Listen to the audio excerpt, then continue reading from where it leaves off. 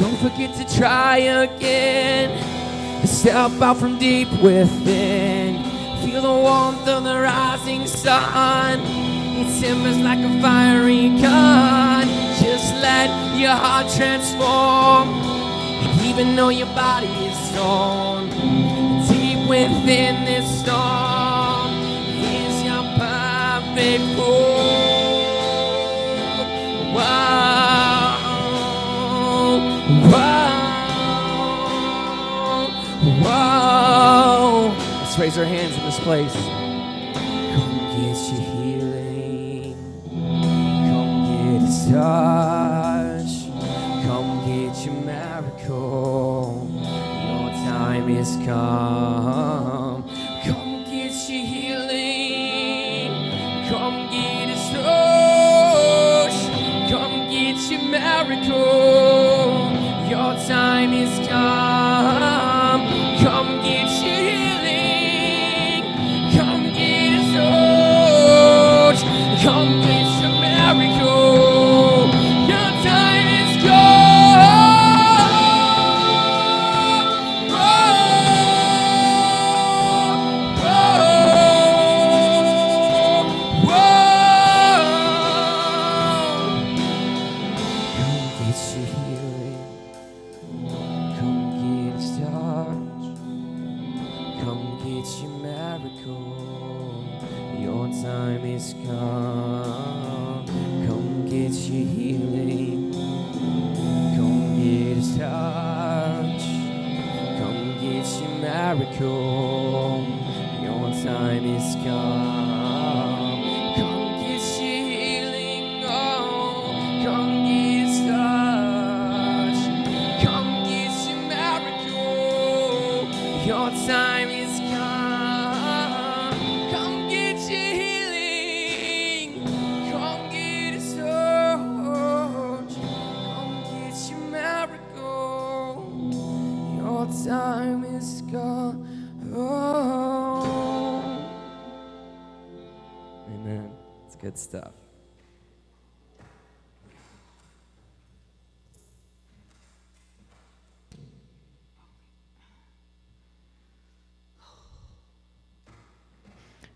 All right, yeah, so today's a little untraditional. So at a certain point, some of our people are out.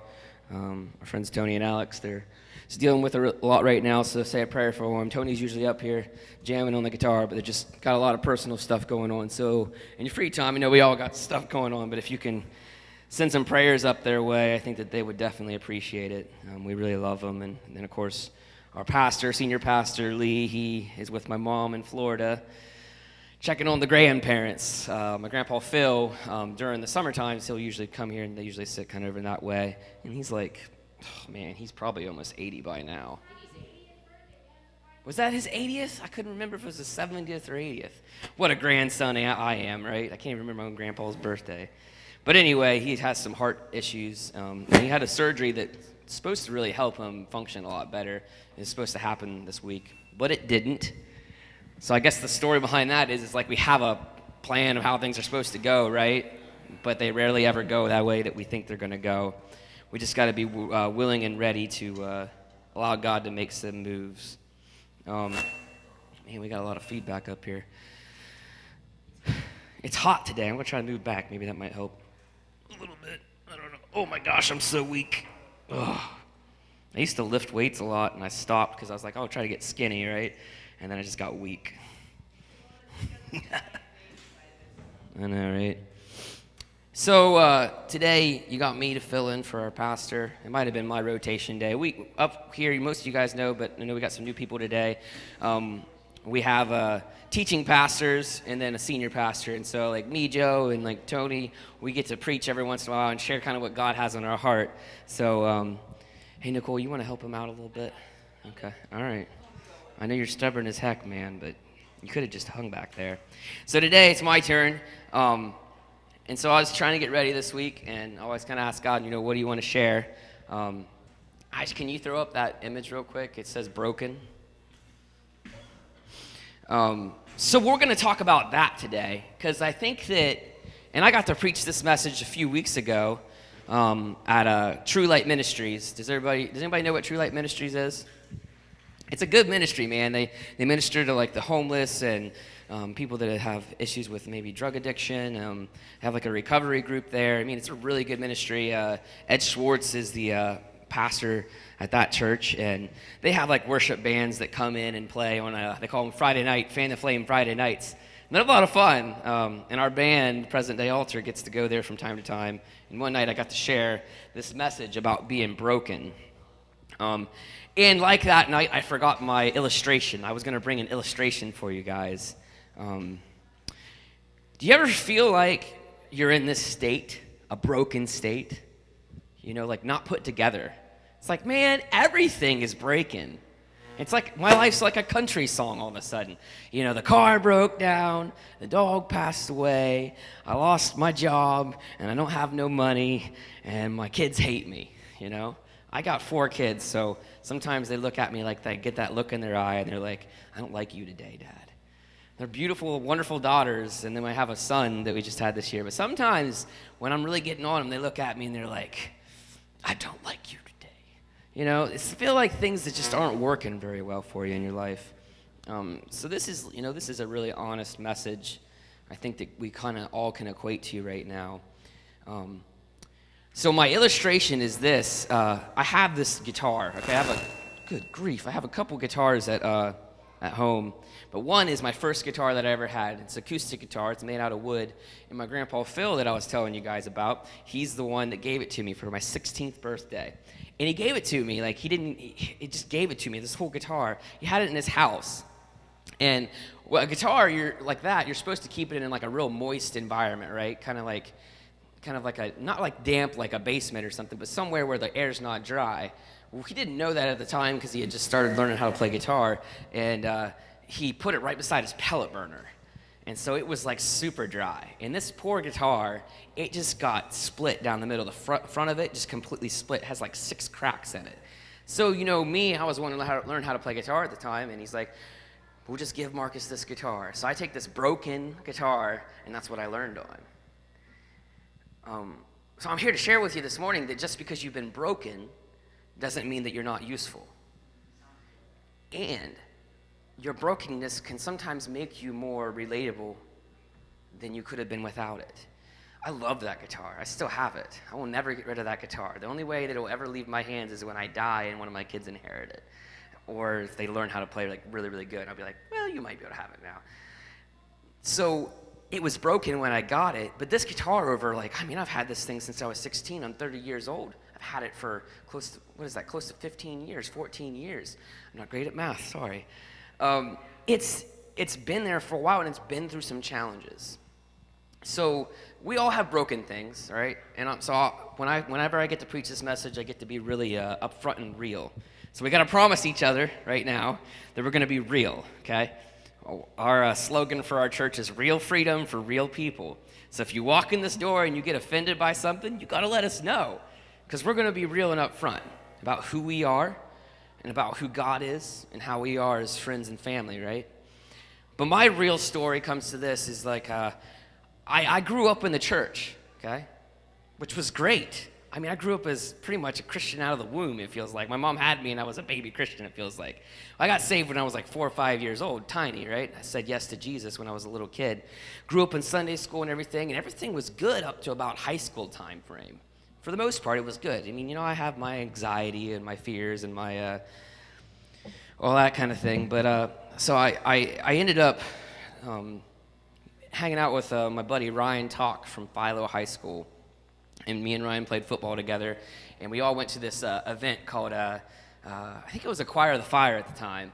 And they do a bunch of teens and stuff. They all get into like a van or whatever. You drive up to this stadium up in like, it was either Cleveland or Columbus at the time. You go up there and they have like worship bands and rock bands playing and speakers. And they get you all pumped up about sharing your faith, even being a teenager, all excited about who God is. And so here's me and Ryan. You got me and Ryan. He's has a Native American background. So he's got long black hair. He's like this much taller than me. But we really got along really well in high school. And I think it was our freshman year that we come back from this, and Ryan got saved at that event, and he was so excited about the Word of God and about what Jesus had did and forgiven his sins. He's like, Marcus, we got to tell everybody. And I'm like, oh, yeah, I guess you're right, Ryan. We do got to tell everybody. We probably should. He said, what if we do this? What if when we get back to school on Monday, at lunchtime, at the old Philo High School, it had 2 levels, right? There was a level up here with a bunch of tables and a level down here with a bunch of tables. And it was, this is the old Philo High School. It's not even there anymore. They tore the sucker down. It's gone. I think there's a baseball diamond in its place now. But he was like, what we need to do is like each day we can go to each table and tell them about Jesus. Wouldn't that be awesome? And I'm like, yeah, you're probably right, Ryan. But I'm nervous around people. I get nervous in big crowds. And so the thought of me going from table to table was scary as heck. Now, Ryan, he was good at having conversations with people, so maybe not so much for him. But I was like, you know what? If he's fired up about it, let's do it. So freshman year, we get into the cafeteria, and I look at Ryan, he looks at me, and I'm like, let's do it. I had no clue what I was doing. I never shared my faith like that before, but we start doing it. And probably for a month or 2, we were going around from table to table. Maybe not even been a month, but it was long enough that the cafeteria person who would like monitor the room was like, came up to us towards the end, and you're like, you really can't be doing that. You can't be going around sharing your faith. I'm like, well, it's a free country. I can share my faith if I want to. And he said, well, some people are getting upset that you're doing this. And I said, well, we're not trying to share anything negative or anything. One time we got him real upset. There was you know how it is in high school. I'm assuming it's still the same way. I've been out for a little while. I graduated. I don't know when I graduated now, so it's been a little while. Was it 06? 06 is when I graduated. No. It's been a while, let's just say that. Anyway, you have the cliques, right? You have the groups. The people that are alike, they tend to gather and join together. Well, there's this one group that was like the punk rock group, right? They had the tattoos and the mohawks and like, I can't step there apparently. And they were all like kind of rough and a little intimidating to me, I'm a clean-cut guy. I don't have any tattoos. I've had a lip ring once. That was uncomfortable as heck. I'll never do that again. But like these people that were really intense and really extroverted and everything, and we hadn't gone to that table yet.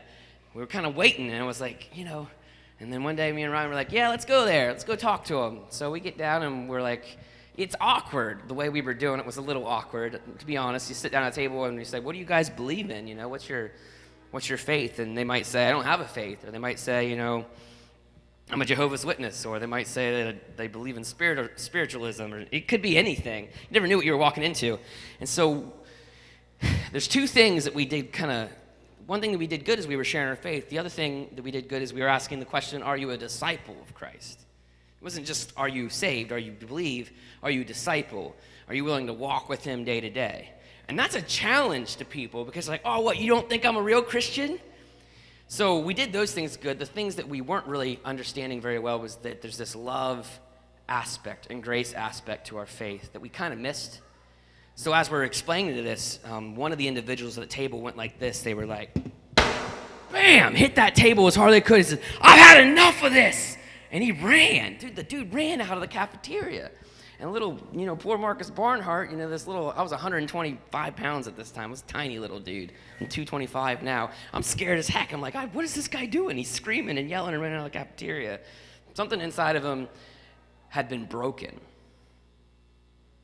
I didn't realize that. I'd never been broken before. When someone reacts that way, a lot of times we want to get up on our high horse and be like, well, they must be convicted about something in their past, or they did something wrong, and so now I did a good job, I convicted them. No, we gotta be careful. We've all been broken. We've been broken by a couple different things. I'm gonna pull up my notes real quick. Whenever I get to preach this message, I always want to share some of these notes that God gave me as I was preparing. And we'll get to some scripture here, and I'll try not to belabor this whole thing too much. I know we all have stuff to do today and life happens, so just hang with me for just a little bit.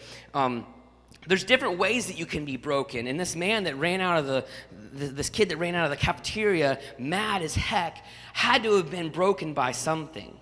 There's different ways that we get broken. Sometimes we're dropped, sometimes we're misplaced, sometimes we're unprotected, sometimes we're misunderstood. We'll go all into all of those little elements here in a second, but I want to read this scripture about David. Does anybody know who David is? I like to get a hand raised so I kind of know who I'm working with. Everybody know David in the Bible? Okay, if you don't know David in the Bible, I'm going to give you a little bit of snapshot of his life. He was a really awesome shepherd at one point. Then he went from being a shepherd to a warrior, from being a warrior to a king, from being a king to being an adulterer.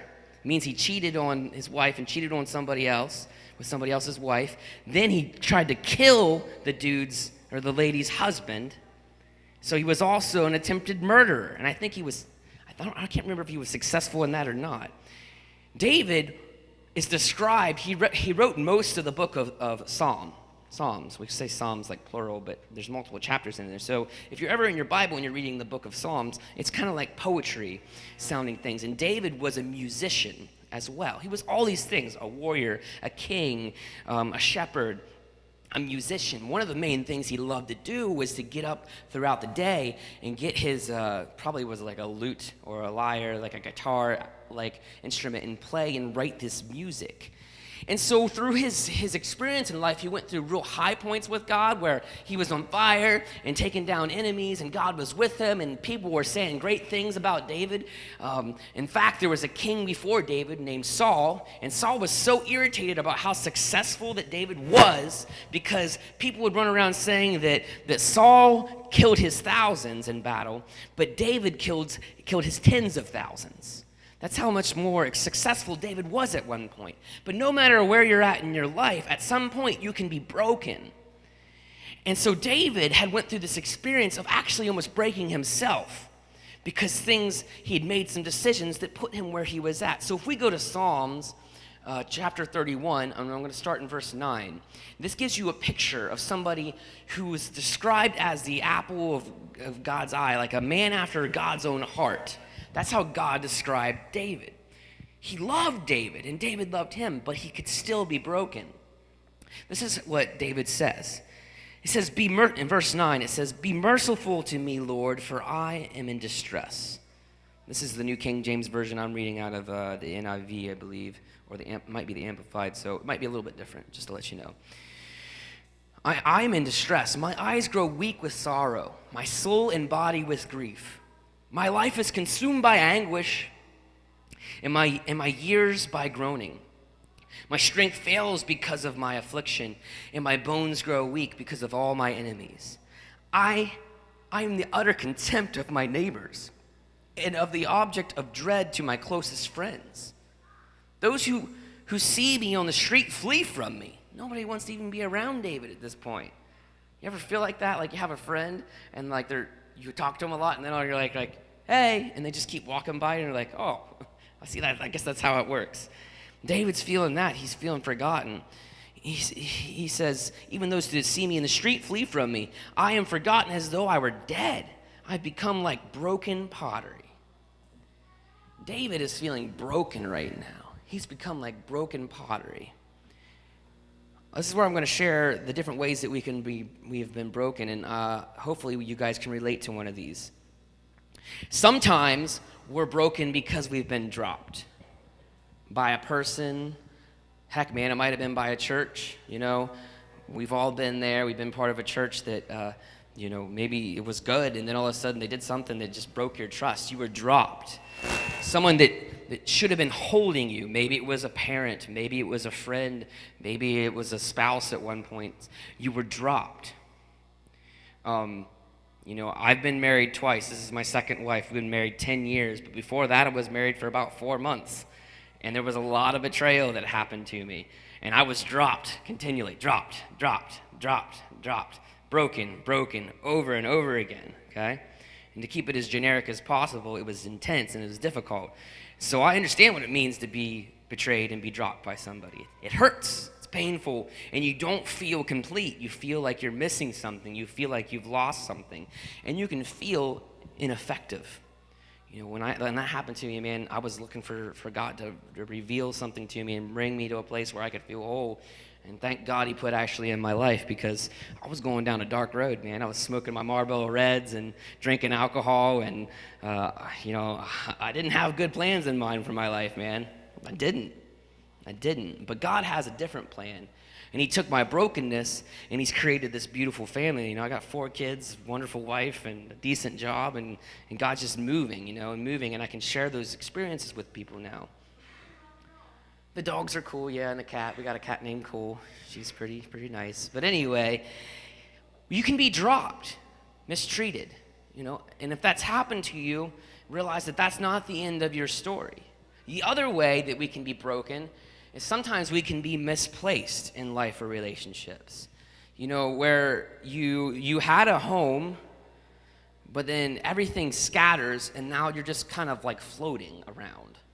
You know, like neglect is another way to describe it. Neglect, where you feel pain and discomfort because everyone's basically left you. So maybe that happened to you, but it's not over yet. Sometimes you can be broken by being unprotected. That thing, maybe it's a person, maybe it's an environment, organization, maybe it's your job. Like, you know, your job is supposed to have your back most of the time. They're supposed to. I mean, they give you insurance and a place of employment, and a good foundation of a good career is to have a place that has your back. Your family's supposed to have your back. They're supposed to lift you up. Your church is supposed to have your back. This church, FreedomCRY, we want to have your back. So, you know, that's why we like open lines of communication. Like, let us know what's going on in your life, because we want to be there to pray, to help, however we can, you know. And even if we can't do much, we can at least be there and listen, you know. We can be an ear to listen. So some of us in this room have been unprotected, where there should have been a shield keeping us from harm. That shield was removed, and now all the attacks of the enemy has just been able to come upon you and break you. This is the one that gets me, and probably maybe most of us in this room. You know, we don't want to be normal. We want to be different. We want to do things differently than other churches have done in the past, because we see a pattern of brokenness happening. So we want to do things that are real and good and grow people. But sometimes people will look at, when you try to operate differently, they'll misunderstand you. They'll misunderstand your intentions. Like, they're just trying to be cool. No, we're not trying to be cool. We're trying to be different. We're trying to follow the path that God has for us. So sometimes we're broken through being misunderstood, misused, and misled. Sometimes you're broken because you were put in the wrong place. It kind of goes along with like a misplaced, like, for example, I work in marketing at work, and I'm a graphic designer. I draw like brochures and pictures and do photography and stuff like that. Like, I'm a creative kind of person. But if you take me and you put me in accounting, I'm gonna jack that crap up all day. I mean, we're gonna have, like, our bills are gonna be in the negative probably, or maybe in the positive. I mean, I tell you what, when I was gonna propose to Ashley, I was saving money up, right? And I was going through my little, like, ledger, writing everything down that I'd spend, because I felt like I was good at it. And then I went to go check my account, and I was like, how is there like $850 extra in my account? Somehow I made a mistake in the positive, which is good, right? It feels good to have extra money, but I'm not good at numbers. I'm not great at numbers, but I'm really good at, like, being artistic and coming up with creative ideas and strategizing, those type of things. So where your place is at is where your talent should be. If you're good at something, well, get in there and be good at it. That way you can become great at it. That way you can become amazing at it. And sometimes we're put in the wrong position. Not all the times. We got to know who we are. We got to know what God has for us. We're being misused sometimes. And then other times, we're just straight up being misled. You know, somebody that doesn't have a good vision, they're like, hey, come follow me, and they don't know where they're going.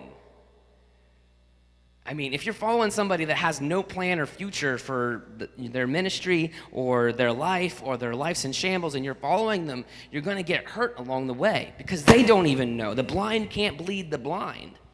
And so our goal as Christians should be to lead other people to a place of healing. We need to lead people to a place of healing. So David, man, he feels like this broken pottery. He's like he's been smashed at this point. So maybe you feel like that this morning. Maybe you feel like you've been smashed a little bit, and you don't really know what God's going to do next. A question I want to ask you guys is what's filling the empty space? What are you pouring into the void of your brokenness? What's being put there? Because if it's broken, it needs filled. case in point, that relationship that I was in that wasn't so good for me, we were kind of like basically living together before we were married, and we were living together in my brother's trailer that was on my uncle's property up in Maysville. And I remember we were laying down or whatever in our bed, and I had my guitar on the guitar stand right beside the bed, and this person went over and hit it with their arm accidentally, just like stretching or whatever, and hit it, and it fell over backwards, and it snapped the headstock clear off. Like, this is the headstock of the guitar right here. This part where the neck, the long piece, meets the head, it completely snapped. Like, instead of being this shape, it was this shape. Big old crack. And I was irritated as heck. I was like, this is my favorite guitar, and now it was already broken before, but now it's broken again. What am I going to do? Maybe you've been broken more than once like that guitar, and the second time hurts worse than the first time. I was like, it's just ruined. So what did I do? I started looking around the trailer, and I was like, I found some Gorilla Glue, some wood Gorilla Glue. And so I grabbed that Gorilla Glue, and I just started pouring. I even took a paintbrush and got it all up inside the cracks. And then I found a C-clamp. Does anybody know what a C-clamp is? It's like, use it on like cars and like manufacturing and stuff. It holds something together. And I grabbed the biggest C-clamp that I could find, and I C-clamped that sucker together. And I just left it. Set it off to the side for like a month and a half. I didn't even touch it because I was too afraid. It's like, the first time I ever play this thing, it's going to sound horrible, right? Put it off to the side. What are you pouring into your brokenness? Because I could have just left it broken, right? Just left it the way it was, and it never would have played again. But after about a month and a half, I looked at it and I was like, okay, well, if it's not fixed by now, if that Gorilla Glue didn't solidify by now, it's going to for sure be done. So I gently took that C-clamp off, and then I started to tune it, because each string has a different note. And I want to encourage you guys this morning that in your broken state, if you pour Jesus into your brokenness, if you pour this Bible, these words, into your brokenness, if you pour God's Spirit into your brokenness, you'll begin to get whole. And what God's doing as you pour Him into your brokenness, He's starting to tune the strings of your heart, twisting slowly, making small, minute changes that you may not even know, just little tweaks here and there. And as I began to do that and tune this guitar, I was like, well, it's getting close to the note. Oh, that's right. That's the right note. And did the next string, went through all 6 strings, and they were all tuned correctly. And I was like, well, I'll be darned, man. Maybe this will work. So I got my guitar pick, put a G chord on, and strummed that thing, and it sounded as beautiful as ever. I hadn't wasted my time in the process. I didn't leave it broken. I put something in the gap. See, we like to fill the gap of brokenness with a lot of things. I mean, sometimes it's alcohol, sometimes it's TV, man, sometimes it's exercise. Like for me, man, I was an exercise fiend.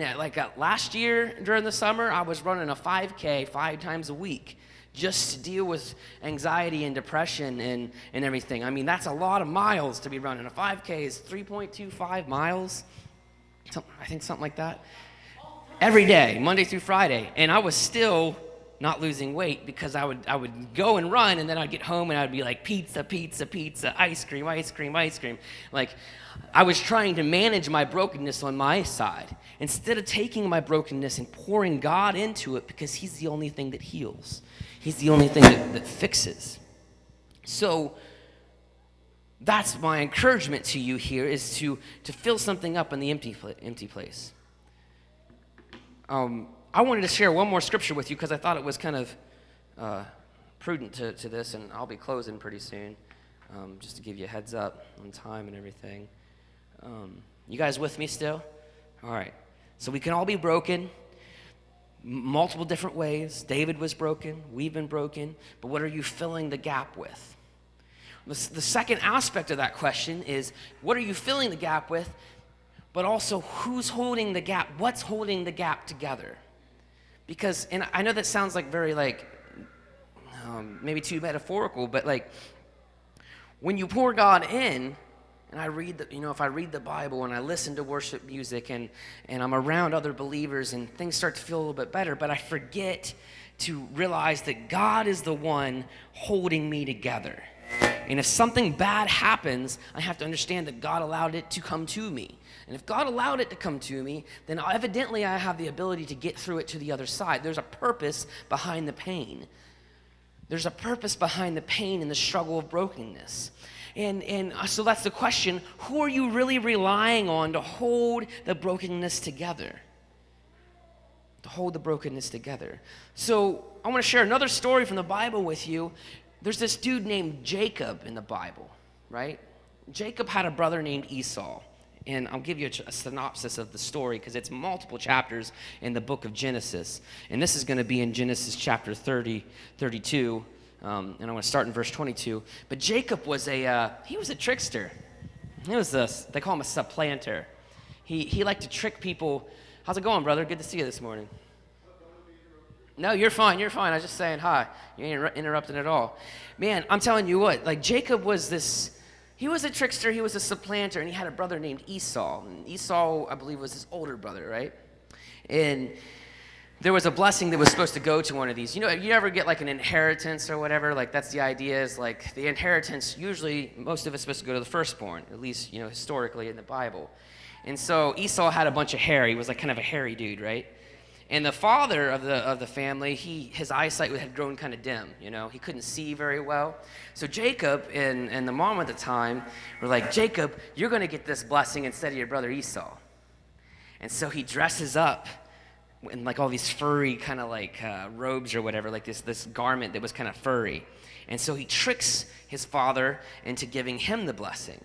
And so this is the dude we're talking about. Jacob is not necessarily the most honest person, but God still uses him in a mighty way.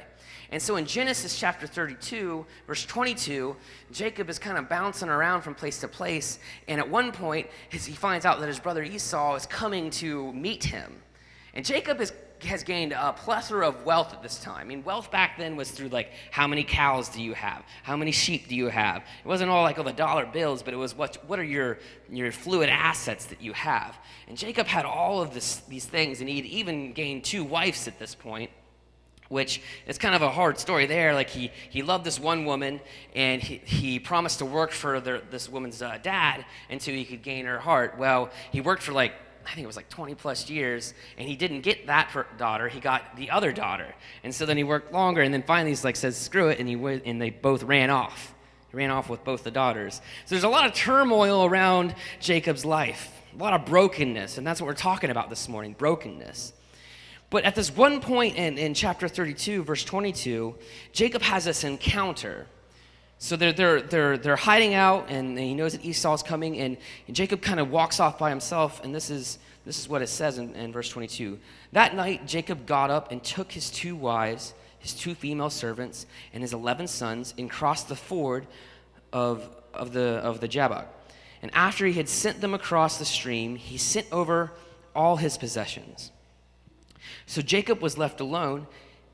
And it says this, and a man wrestled with him till daybreak. It kind of just pops that in there real quick. It's a quick shift.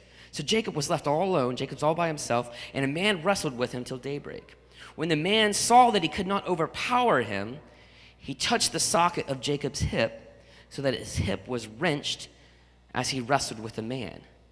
Then the man said, let me go, for it is daybreak.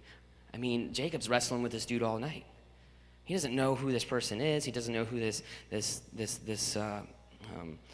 that's come to this place. He doesn't know who he is, but he's wrestling and he's fighting and he's fighting. And you might feel like that this morning, that you're fighting and you're wrestling and you're wrestling and nothing's happening, but you keep holding on and fighting and holding. And it's this gripping and grappling that you're doing in your heart, in your life, and you're waiting to see what God's going to do, but he's just not doing anything yet. My encouragement to you that is in your brokenness, keep holding on. Jacob replied in verse 26, it says, then the man said, let me go, for it is daybreak. But Jacob replied, I will not let you go unless you bless me. Because Jacob knew there was something like almost supernatural about this person that he was wrestling. Because they were wrestling all night. The man asked him, what is your name? That's a weird question to ask when you're wrestling somebody. What is your name? Who are you? Who is the essence of you? That's really what a name means. You know, when I go around saying my name's Marcus, it means, that I'm a defender. Like, I like to defend people. That has an aspect of it. So my name has a meaning to it. And when I say that, that's who I am. So he says, the man asked him, "What is your name?" "Jacob." "Jacob," he answered. The man said, "Your name will no longer be Jacob, but Israel, because you have struggled with God and with humans and have overcome." Jacob said, "Please tell me your name." He's like, if you're able to change my name, because Jacob literally means supplanter. It means this like trickster, this person. So when he would walk around and say, "My name's Jacob," like he was saying like he's a trickster, he's a supplanter, he's not walking, the good line. But his name is being changed to Israel. And that's where this Israelites came from. Like the whole thing of the Bible, like talking about the Israelites, this came from this Jacob dude, this guy that was a trickster. Like we can do that in our life. Like God can take somebody that is messed up and not good and transform them into somebody that's completely different than their normal nature, because you're relying on God's nature.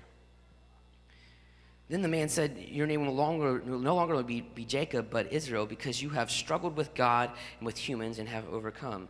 Jacob said, "Please tell me your name." But he replied, "Why do you ask my name?" Then he blessed him there. So Jacob called the place Peniel, saying, "It is because I saw God's face to face, and yet my life was spared." So in other translations, it may not say man, it might say angel. And so this idea is that Jacob wrestled with God at this moment.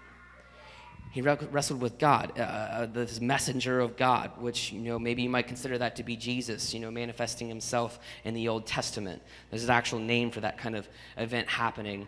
But, and I won't get into that, but what I want to tell you, what happened while he was wrestling and while he was holding on, is that that God touched Jacob's hip, and he twisted it, and he hurt it. And I want to tell you this is what God's told me to tell you, is that when you walk away from the battle, the greater the limp, the greater the blessing. And you think that your brokenness has defeated you. You think that the thing that is broken about you can't add to you. It can't be good for you, right? Because I'm broken. But when Jacob got his hip twisted, that's when he got his blessing, because he was not afraid to keep holding on, to keep steady, to keep seeking after God. So I don't know everybody in this room. I don't know what you're dealing with, but I do know that God told me to share this message with you guys today, and that some of us have been broken, and you think your brokenness has made you incapable to be who God has called you to be. That's not the case. See, when Jacob walked away with a limp, he also walked away with the blessing. And so that thing that hurts you is an opportunity. It is an opportunity for God to move in brokenness. That's why it says in the New Testament that through our weakness, that God is shown strong. He can use our weakness to his glory, because then it's not us that's doing it. It's not, Fred, it's not you getting up tomorrow and doing it yourself.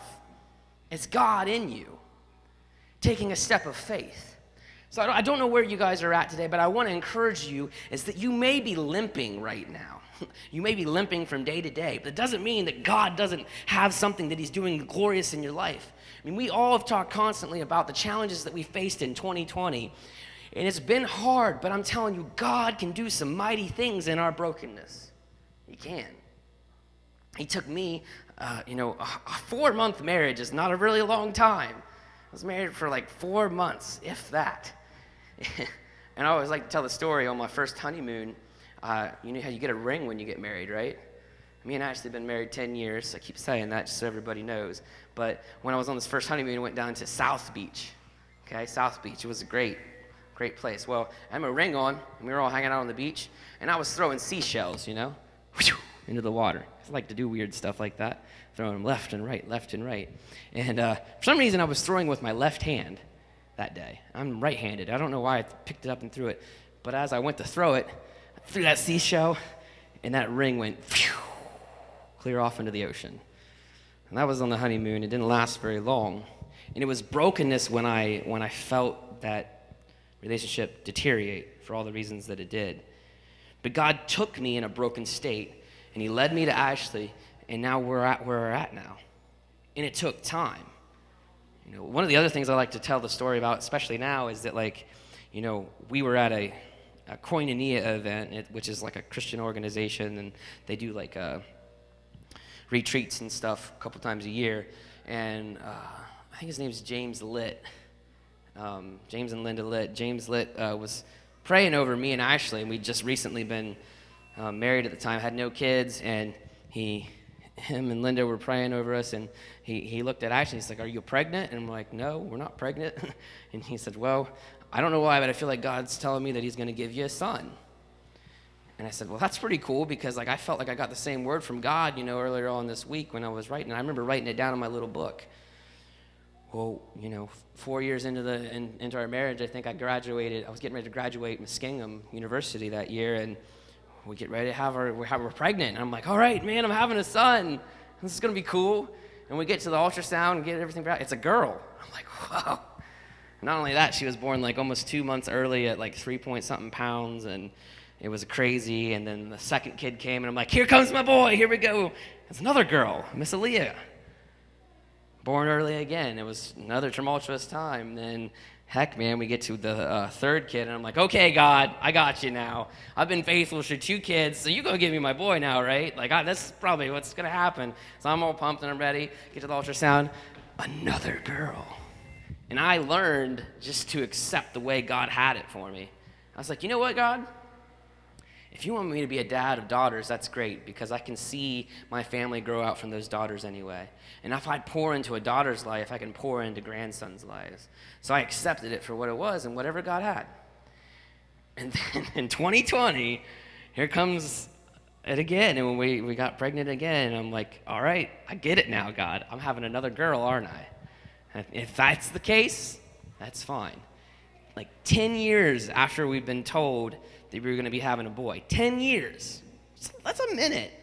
10 years, like 6 different jobs between me and Ashley, and multiple family scenarios, all this crazy stuff. God finally gave us Liam. It took time. He came earliest as all. Carly was born April 16th. Liam was born April 17th. He was probably almost the smallest, and he was definitely the earliest, right in the middle of COVID. I mean, there was weeks where I couldn't even go see him because they only allow one parent in at a time. And I know everybody's dealing with things that are probably even more harder than that. But even in the midst of crazy, tumultuous things going on, like people getting sick, people dying, this crazy election, all of this stuff going on, God did a miracle, because he said he would. And so if you're asking yourself this morning, will God do it? Of course he will. He's not a man that he should lie. He's not a man that he should lie. If God told you that he was going to do it, hold on to it. Fill in the gaps of your brokenness with him. Allow him to hold you together. And then one day, man, you'll be walking out of this testifying how good God is. So I hope that encouraged you guys today. I love each every one of you. I don't know every one of you as well as I'd probably like to, but we can work on that, right? That's what this whole church thing's about, to build each other up. So I'm going to say a quick prayer over you guys. Father God, I thank you for everybody that came today. I know that there's definitely just brokenness kind of floating around the room, but I know that you're a healer, and that you're a God that is acquainted with our sorrow and our suffering, and you want to make brokenness whole. So right now I pray that you wrap us in your loving arms, you hold us tight together, and you prepare us for the things that are coming. And we love you, we praise you, we worship you, Lord. And just bless everybody today as they walk out the door, so that we can pass your blessing and your power on to others, Lord. And we won't fail to give you praise and glory. And it's in Jesus' awesome name that we pray. Amen. So happy Sunday, guys. I'm really glad to see all you here. You can kind of mingle and hang out, and we got coffee over there, a little Keurig, and I think there's bagels and stuff. So